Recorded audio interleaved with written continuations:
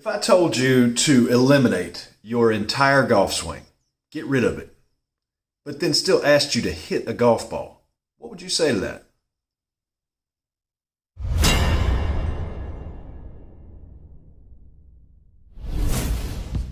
You want me to take a guess as to what you might respond with? You'd more than likely think that I was off my rocker. You would think that I had lost my mind. That's it. Finally, golf test dummy Chad, he snapped, man. His head finally exploded. Blew a fuse.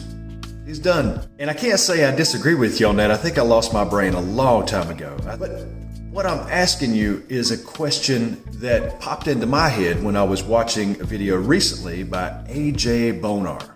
Now, what I've seen of AJ Bonar on YouTube is because I've seen a channel called Be Better Golf. A guy named Brendan DeVore out in Southern California. He's got almost 100,000 subscribers, I believe. He's been at YouTube for several years now. He actually did a series of videos where he went out to San Diego and had a lesson or a few lessons with AJ, as AJ doesn't actually have a channel himself. So a big shout out to Brendan for having this material and putting it onto YouTube for the rest of us to be able to watch. And maybe some of you out there have seen some of these videos, and if you haven't, I highly suggest you go check it out. The series gives you lots of information out of AJ's brain. AJ was a great player in his own right from a young age all the way up. He's been teaching for decades, and he's basically been teaching the same exact thing for decades. So it hasn't wavered, it hasn't changed, and it's a different concept than most people are used to, in the sense that he says there really is no golf swing. I remember AJ saying something to the effect of, there really is no golf swing. There is only you using a tool and trying to apply that tool to the golf ball. At first, I kind of thought that was a little bit weird, and I thought, I don't even know if that's possible. Is that really? There's no golf swing? Maybe it is just some sort of out there, outer space type of weird logical way of looking at it from outside the box and trying to put a twist on it. Or maybe it's some kind of secret code, or maybe it's meant to not be literal, but it's meant to be figurative, right? But then I got to actually try it out a little bit out in the lab, in the garage, and I had more time to sort of wrap my brain around it, and I started to understand what it was that he was talking about. Basically, what he's saying is that we get lost in positions. We think about all these different places that we need to place the club during the swing, and how the swing should look based on what the best people, the best pros, the best players in the world, what they're doing and how they are swinging the golf club. But he's saying, I think, that don't think about the swing. Don't think about positions. Don't think about where you are in space at any given time. Laser focus your mind on the task at hand. And the task that he uses quite often, and he does a great visual representation of this, where he takes a golf ball and he's driven like a long sort of spike through it. It almost looks like a gutter spike. It's about 8 inches long, and he drove it right through the golf ball. And then he refers to that spike. You're trying to drive that spike into the ground at a 15-degree down angle with your irons. And basically, if you look at that, and he compares it to a clock, he says if you look at 2 o'clock and 3 o'clock, that's 30 degrees.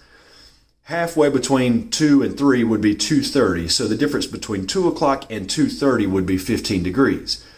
But you're trying to drive that spike into the ground with the club face. Now, a sand wedge is a great deal different from a 3-iron in the sense that the loft is really different between those two, but in a sense that where your hand is in relation to that club face, it's almost like you're applying your hand to drive that spike into the ground.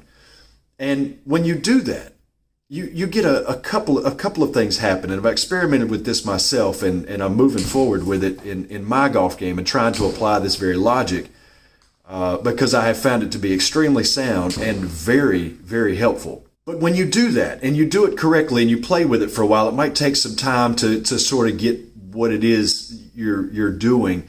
But when you do that, you get a level of compression on that golf ball that is just, it's concussive.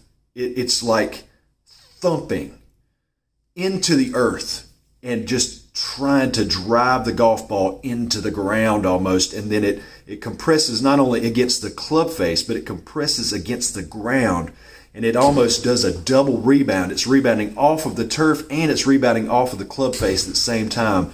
The sound, the compression, just the feel that you get, the feedback out of that club, you know you hit middle, and you know you compress that golf ball as far as you possibly could. You compressed it and it rebounded and explodes off of the center of the club face. As I went along and I was playing with this is kind of what washed over me.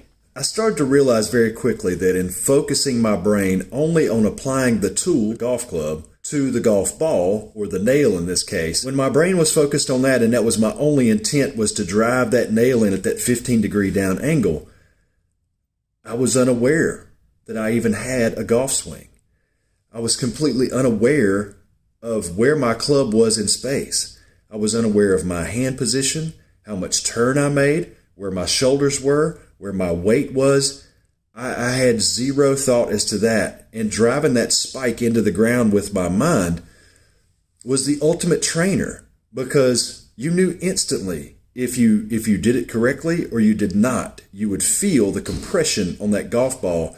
And the feeling you had was almost the face was leaning over the top of the golf ball, like it was, even though I was hitting an 8-iron and a 6-iron, and then I switched to sand wedge and 3-iron, and I went through all the different clubs, no matter what the loft on the club was, it always felt as if the face was actually inverted, like it was pushing down on the golf ball. And I think the reason that I felt that was because I was actually feeling what my right hand was doing. My right hand had that forward shaft lean, and the handle was leading the club head like everybody wants. And that feeling was all that I was focused on. And if I got the feeling of compression, then I knew that that's what I wanted to do. And if I didn't get it, then I needed to try and get it on the next swing. And the swing itself, the positions, what I was doing, what kind of timing I had, none of that was in my brain whatsoever. There was zero mechanical thought. The only thought was completing the task at hand and trying to complete it as best as I could and produce the best strike possible. A big thanks to Brendan for being able to put out these videos and get this knowledge out there from somebody who, is across the country from me. I can't go see him, and I dare say he's not traveling out to North Carolina at any time soon. So I'll never get to meet AJ, most likely. I'll never get to go out and work with him. Now, I do have a friend who has actually taken a lesson from AJ and experienced some just great stuff. So that just me personally, I had a little bit of an in to this information. It's fantastic stuff. And like I've said in other videos, I feel like this is what the average amateur golfers need. This is what we all need. We can't invest the kind of time and the money that it takes to wrap our heads around these complicated positions and trying to make our bodies something that they're not. I mean, not all of us are athletes. Not all of us are so flexible or any of this stuff. And trying to teach these positions to try and hit Rory's stuff on TV, or to try and get like DJ, or to try and get like Tiger. I mean, it's just unrealistic. It's never going to happen for us. So does that mean that we're just relegated to the doldrums? We're never going to be able to play decent golf? I just don't believe that. And I think the way to get there is through teaching and philosophies and thoughts like this. Everybody can swing a hammer and hit a nail. Some may do it better than others, for sure. I know a lot of people would bend nails. But if you practice just hitting nails with a hammer, it's a very simple act. And with a little bit of work, you will become better at driving nails. Really, if you want to talk about improving your golf swing, if you took a hammer and you took a handful of nails and you just went and drove nails all day, that would probably be better practice and be better for your golf game than all of this other stuff where we're trying to get into these positions and get the club to shallow out just right and make sure you use your lower body. You would probably do a much better service to your golf game if you just practiced driving nails. When I did this swing and I tried this technique, all I thought about was driving that nail, and I had no concept whatsoever of a swing. And I think that might be what AJ's driving at. That might be his point when he says there is no golf swing. I think what he means is that when you're doing the correct thing, when your brain is focused on the correct thing, which is the task at hand, and if you give it the correct task, all the other stuff, all of the mechanics, all of the things that just naturally happen, they melt away. They don't exist in your mind anymore. And you can simply focus on hitting the golf ball. Thanks for watching the video. Be sure to subscribe if you haven't already. Click the little bell off to the right, select all so you're notified of all the videos. I upload every Tuesday at 3 and every Sunday at 3 Eastern Standard Time. I appreciate your comments and I appreciate all of your questions, and I will get to all those in my Sundays at 3 episode. See you next time.